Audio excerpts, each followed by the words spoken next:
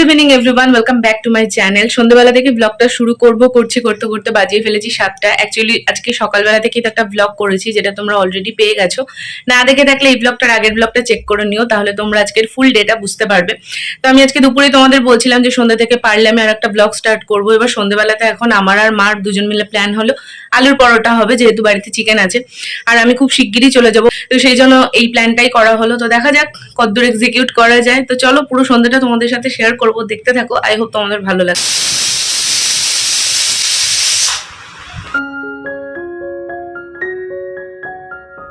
সন্ধ্যেবেলাতে আজকে ঘুগনি খাওয়া হবে।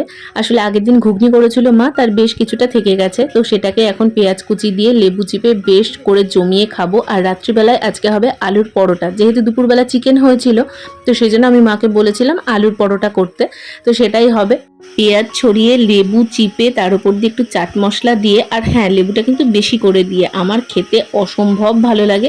ঘুগনি আমার এমনিই খুব পছন্দের। আর আমি তো আগের দিনই তোমাদের বলছিলাম যে মার হাতের ঘুগনি আর চিকেন, আসলে মার হাতের প্রতিটা রান্নাই আমার বেশ ভালো লাগে, জানো তো। আমি হাজার চেষ্টা করলেও রান্নায় মার মতন সেই স্বাদ আনতে পারি না। হ্যাঁ, মা একটু ছড়িয়ে ছিটিয়ে কাজ করে ফেলে ঠিকই, মানে অনেক বেশি বাসন এঁঠো করে ফেলে। তারপরে ধরো যেখানে রান্না করছে তার 4-5টায় পুরো সব কিছু ছড়িয়ে ছিটিয়ে রান্না করতে বসে, আর আমি কন্টিনিউ সেগুলোকে গোছাতে থাকি, কারণ আমার না এরকম ছড়িয়ে ছিটিয়ে থাকলে একদম ভালো লাগে না। আমি একটু গুছিয়ে পরিপাটি করে করতেই বেশি পছন্দ করি। আর এদিকে দেখো, কথায় কথায় আলু সেদ্ধ করা কমপ্লিট। ওই যে বললাম আলুর পরোটা করা হবে, সেই জন্য আলুটা প্রেশার কুকারে সিটি দিয়ে নিয়েছে। আর তারপরে এখন পেঁয়াজ কুচি, রসুন এগুলো সব ভাজা হবে। আচ্ছা, তোমরা আলুর পরোটাতে রসুন দাও কিনা আমাকে জানিও তো। মা মনে হয় সেই দিন দিয়েছিল না, তবে আমি একবার যখন করেছিলাম আমি রসুনও দিয়েছিলাম। ভালোই লাগে, খুব একটা খারাপ কিন্তু লাগে না। দেখো, প্রত্যেকের রান্নার ধরন আলাদা। এই যেমন মা এখানে দেখলাম শুকনো লঙ্কাটা ভেজে নিল, তারপরে এখানে আলুর সাথে এটা মেখে নিচ্ছে, আর পেঁয়াজ ভাজাও দেবে। তবে আমি পেঁয়াজটা ভেজে তার মধ্যে শুকনো লঙ্কাটা দিয়েছিলাম, আর আলুগুলোকে ভালো করে মেখে নিয়ে সেই আলুটাকেও আমি ওই পেঁয়াজ ভাজার তেলের মধ্যে দিয়ে একটু মশলা দিয়ে, মানে জিরের গুঁড়ো, একটুখানি গরম মশলা, সব কিছু দিয়ে ভালোভাবে নাড়াচাড়া করে নিয়েছিলাম। তবে মা এখানে রসুন দেয়নি, আর এইভাবে মা আলাদা আলাদা করে করলো। তো ওটাই, প্রত্যেকের রান্নার ধরন আলাদা, আর মা এর মধ্যে কোনো রকম মশলা অ্যাড করেনি, আর সেই জন্যই হয়তো স্বাদটাও আলাদা আলাদা হয়।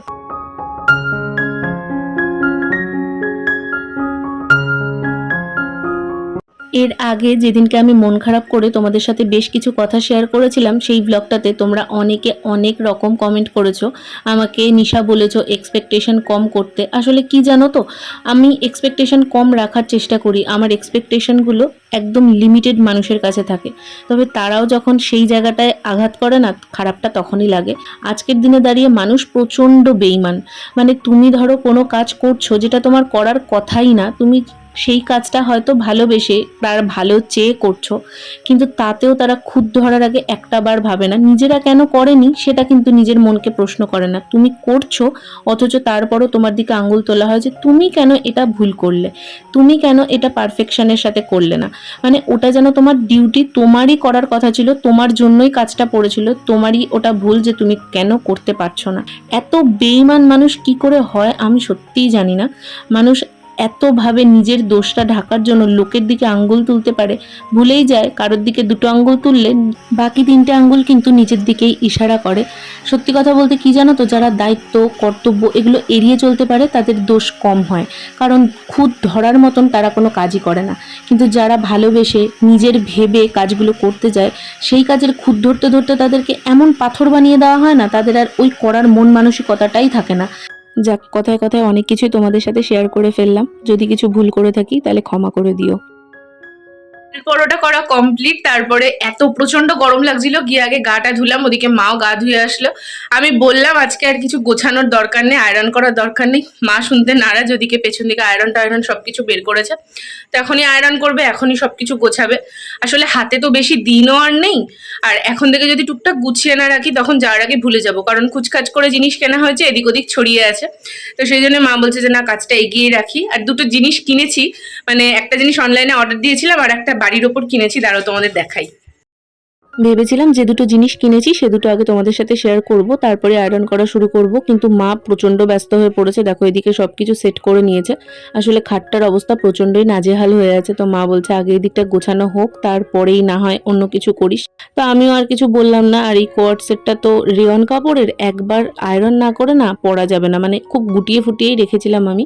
যদি কেচে একটু ঠিকঠাকভাবেও রাখতাম তাহলে হয়তো এতটা গুটিয়ে যেত না। ও বাড়িতে আমার জামা কাপড়গুলো আমি আয়রন করি, কিন্তু এ বাড়িতে আমার এই আয়রনটা ইউজ করতে না ভীষণ ভয় লাগে। কারণ এই আয়রনটার যে তারটা দেখছো ওটা আলাদাভাবে আবার লাগানো, আর একবার এটাতে আমি ভালো জোর কারেন্ট খেয়েছি, তো সেই জন্য আমার এটা ইউজ করতে ভয় লাগে। বহু পুরনো এই আয়রনটা, হয়তো দেখলেই তোমরা বুঝতে পারছো। এগুলো আগে পরে দেখো, তোমার এই দুটোর একটাও হবে না, আমি শিওর। নীলটা যদিও বা হয় ওটা হবে না, এটাও হয় না। এটা হয়, আমি এটা কালকে পরে দেখাবো। আমি এখন এটা নয়, আমি কালকে থেকে পরে দেখাবো হয় কি হয়।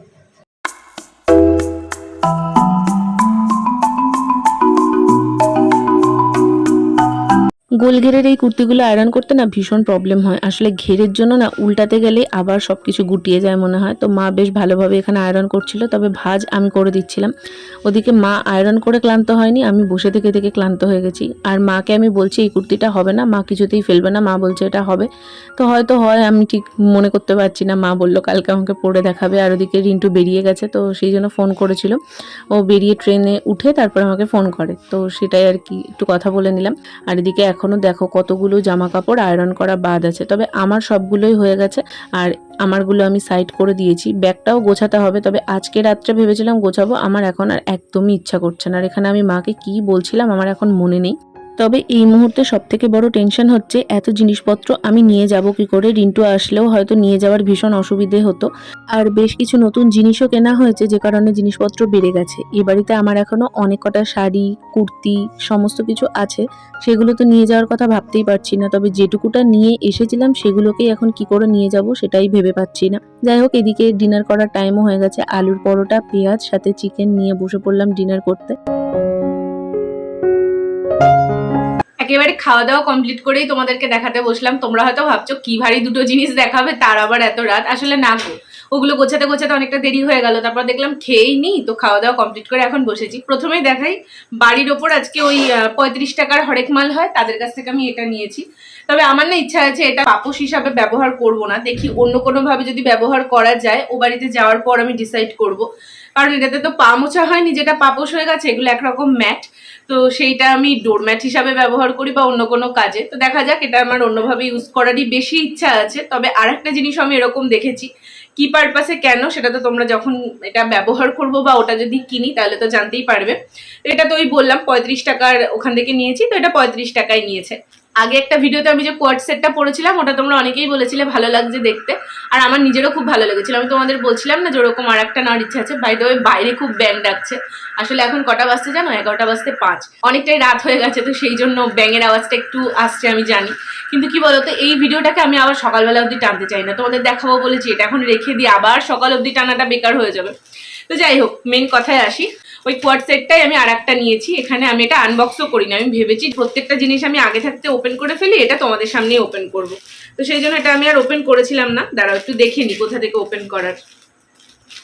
আচ্ছা, একদম কাইচি নিয়ে বসে পড়েছে। আগেরটা নিয়েছিলাম আমি ব্লু কালারের, ওটা তো আমার বেশ ভালো লেগেছিল। এটা একটু কি বলবো, মেরুন কালার টাইপের।